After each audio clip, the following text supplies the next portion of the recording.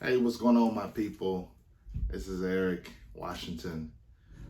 Real quick, you can follow my social platforms, Spoken by Eric, on Instagram, or you can on Facebook as well, Spoken by Eric.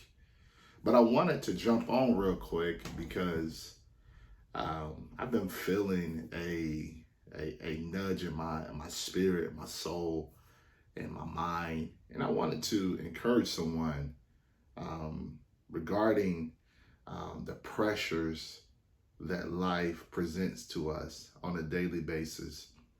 And, you know, I want to jump right into it. It's crazy because, life has a way of, um, you know, if we allow it to shape us in so many different ways, from the influence um, from our own families, from our communities, and our social platforms. There's so much content out there. And I was really um, been locked in regarding my generation. And I'm looking for a people who are committed to make sure we pass this baton to the next generation. But I also see it sounds so easy to say, um, but it's yet the proactivity of it regarding a plan of action um, is neat to be consistent. You say, what are you talking about, Eric?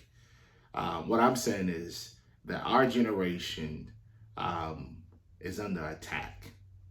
It's under so many attacks when it comes to the identity, when it comes to knowing who you are as an individual. Our world is shaping our perspectives. Our society is shaping our mindset. And so I think it's important that I speak with a loud voice when it comes to having this true identity of who you are, knowing who you are, right? And so I felt in meditation and prayer, I felt that I needed to talk to my generation and for whosoever will. Um, the identity is so important. A lot of us don't really know who we are. For example, myself, I struggle with this identity, my identity of who I am as a man, um, as a husband, as a man of God, as an entrepreneur, as a parent. And so there's this constant battle with life that sometimes can be overwhelming.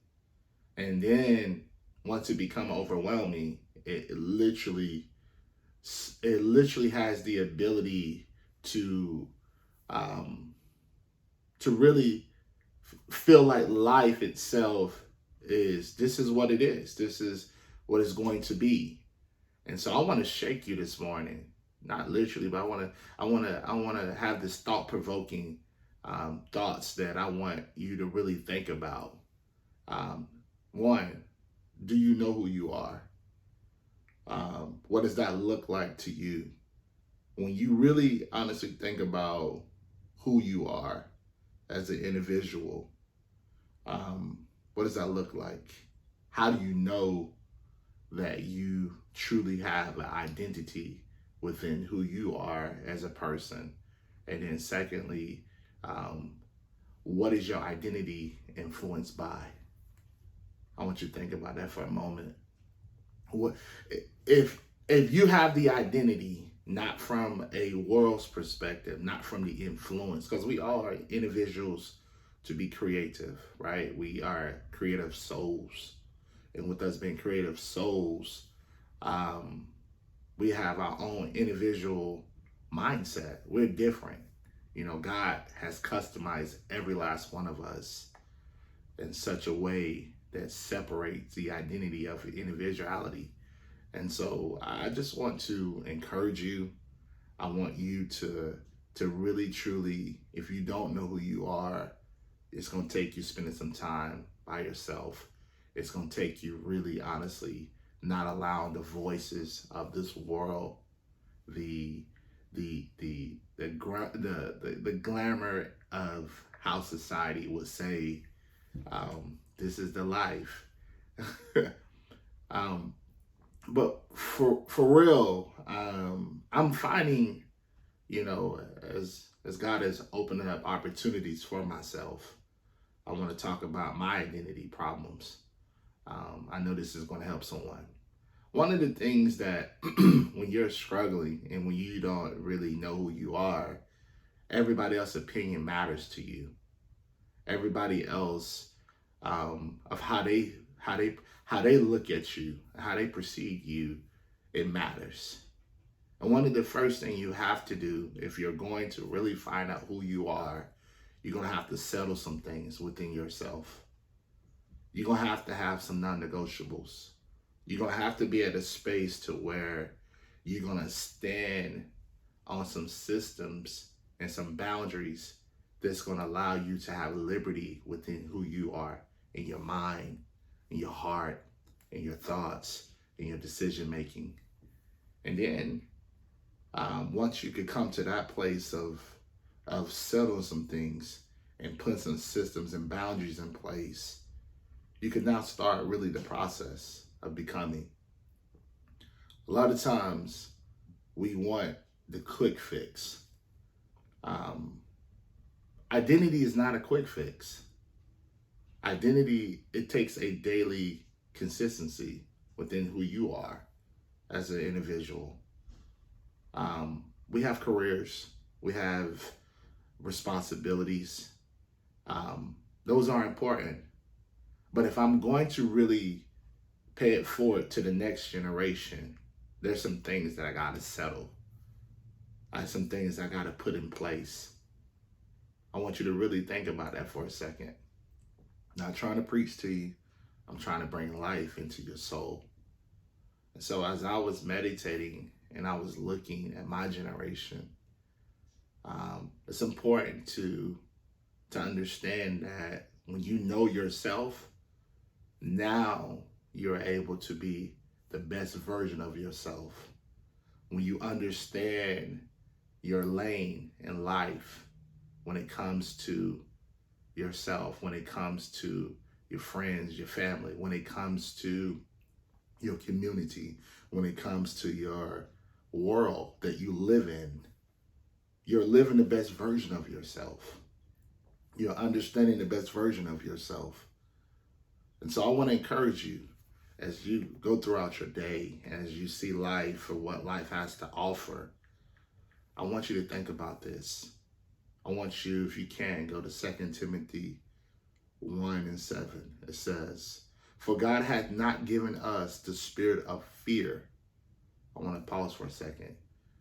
When you don't know yourself, there's fear. When you don't have the identity of yourself, there's fear, the spirit of fear. Why is that so important? When Paul was writing to Timothy, he wanted to establish some foundation within who he was as this minister, as he was bringing forth the word to a people. So I want you to think about this. Verse 7, "For God hath not given us the spirit of fear." Fear. That's one of the biggest reasons why people don't know themselves. Because they're afraid to step out. They're afraid of what everybody else think of them. So they have this defense mechanism that comes forth, right? And they fulfill their voids. All because of fear. You say, what do you mean voids? Meaning that they allow other things to come and subsidize themselves when it comes to taking fear head on. God does not give us the spirit of fear. So you have to take fear head on. You have to look at fear in its face and say, hey, you know what, fear? You're not going to possess what's already mine. You're not going to possess my land. You're not going to possess who I am. You're not going to possess my family. You're not going to possess the next generation. You're going to step out, because the Bible says, for he have not given us the spirit of fear. But this is powerful. See, when you don't walk in fear, the next verse says, but of power and of love. See that connection between the three? It says God does not give us a spirit of fear, but of power. See, there's benefits of knowing who you are. There are benefits of knowing the integrity of who you are. There's benefits of knowing the identity of who you are. I want you to think about that. But of power, and this is one of my favorite parts, of love. See, when you have power, you're able to produce love. And then once you have love, because you love yourself, part of having the identity is loving yourself. Part of having the identity is understanding who you are. Part of having the identity is when you have settled some things within you as an individual, right? And then it says of a sound mind. Now God goes from power, love, and then sound mind. So those three are connected, right? Those three are connected for a reason, because it all intertwines itself into a oneness. So I want you guys to understand that our world is crazy with people not having a true identity of themselves. And if I can encourage you, if I can speak into your life, I want you to know that if you have the courage, if you can think it, if you can understand it, you can walk in it. You have to settle some things. You have to not allow fear to possess who you are. And then the last thing I want to leave. I used to struggle with these things. Like, I've always had a calling on my life. I've been told I can speak and I'm a good speaker and all that good stuff. That's cool. But if I don't believe it for myself, see, this is bigger than me. People would tell you, but I didn't believe it for myself because I was always living in fear. I was always living in fear. I was always selling myself short with my career, with my ministry, with my marriage, with me as a parent. Those are the core values of who I am. And so I want to encourage you. I want to strengthen you. This is practical living we're talking about. I want you to understand the first thing you got to do, you got to settle some things within who you are. You got to cut some people loose who don't have no business in your life. You have outgrown that situation. And God no longer sees you as that person you was before. God sees you as a righteous, holy, as a living sacrifice. So step out and get into love and let love produce a sound mind. And I'm here, and I'm going to keep speaking truth and life. So I encourage you, do one thing that can move you towards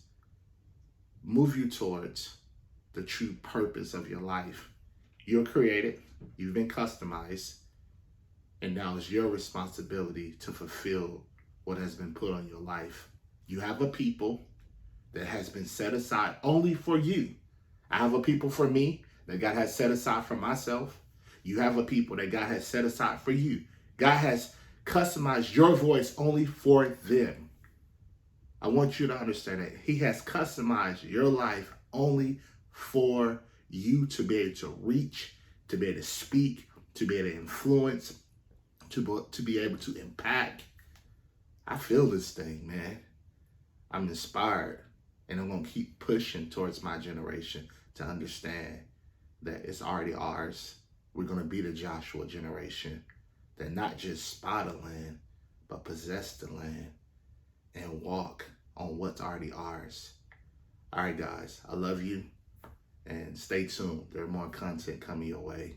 And, follow me on my platforms, Spoken by Eric on Instagram, Spoken by Eric on Facebook. I love you guys, and may God continue blessing you. In Jesus' name.